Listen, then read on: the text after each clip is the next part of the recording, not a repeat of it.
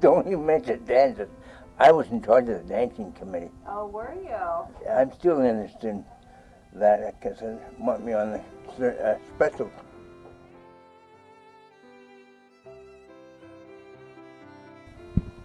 I'm a little bit slow in speech. I'm a little bit slow in walking, getting around, doing things that I can. And then in my life, I was born with one short leg. And my parents, my dad said, "Oh, John, there's a thing you'll never be able to do." I said, "Dad, if you don't give me the chance to do them, how will I learn? How will I learn to do things if you don't want me to do it? Right, if you don't give you the chance. Don't give me the chance to do it." I was in leadership positions in the singles, multi-region. I was a co-chairman. We had a chairman and 3 co-chairmen, and those other people that I was serving with supported me in everything.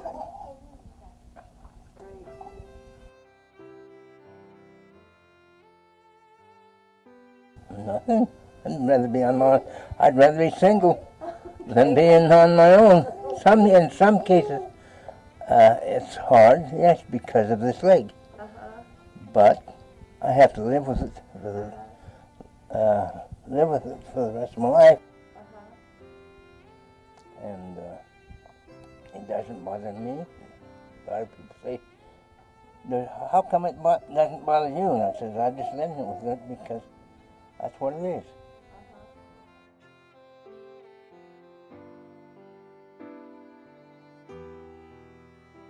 My assignment is working with the young adults that were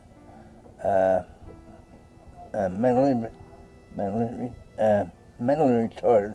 I don't want to say retarded. Just handicapped. And you don't say. Sometimes you don't say handicapped. They're not handicapped. They're just like you and me. The only thing is they don't have the chance, and sometimes they need the chance.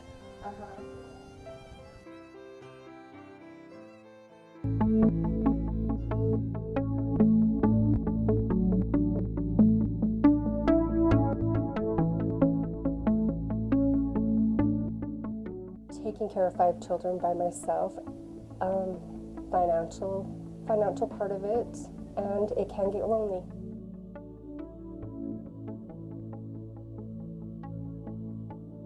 I just had a baby. He was 5 weeks old and going through a divorce. When my daughter was diagnosed with cancer, leukemia, and spent 2 weeks up at Primary Children's, and my ward came in and have a wonderful ward, wonderful bishop. They came in and kind of went through the house because she had leukemia. We had to be very careful with her immune system. She could catch any type of infection, and so they came in and scoured the house and kind of did a makeover for us. And very grateful. I came home and had a brand new house, and instead of crying 2 weeks of sad tears, we kind of cried happy tears. We're blessed and very grateful for that. They brought in meals. They've just come to our rescue anytime something's broke down. They've just been here. I wouldn't be where I am today without my ward. There was many times that she had no immune system for we were in the hospital 6 days, and they wouldn't let us go because her ANC was at 0. And the doctor, I remember, came in one morning and said, "You know what, we're at a crossroad now. We either need to give her something called Neupogen that stimulates the white blood cells, which that's where her cancer was, or take the chance of her getting some other illness and not be able to fight it and lose her." And so it was like, "Hey, do you stimulate those cancer cells, or do you take a chance of losing her?" And I remember my bishop just called right after that. He says, "Do you guys need a blessing?" And I thought, how did he know? How did he know? And I was like, I don't want to keep calling and asking for blessings. And they came right up, and they took her blood the next morning. We went home the next morning. So, there's so many times that that's happened.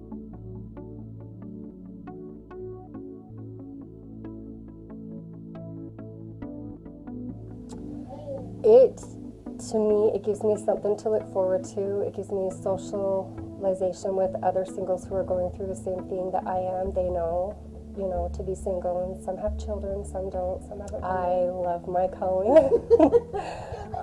Exactly. I kind of beam up when you ask me about my calling because it's been my favorite calling that I've ever had. It's fun, everyone's happy and fun, and it's just great to get together. If you sit here and you focus on things, you focus about yourself, and there you just focus on what you can do for others. You know what I mean?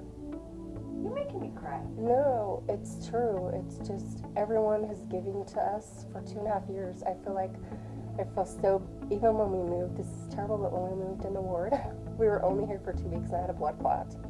And so I was in the hospital with a blood clot. And so I had to give myself shots. And so I couldn't get up and go out of bed. So of course they were bringing my meals in, and then, you know, I went through the divorce, and then I had the baby, and then my daughter had cancer, and so it was like, I've been the problem child from the beginning, but I felt like they've just not seen it as that. They've just seen it as help. So now I feel like it's my turn to do something for them, because it's like, I feel like it's been all about taking care of us. Like I told you, I really do. I told my bishop, number needs to be disconnected and unknown because I call him all the time.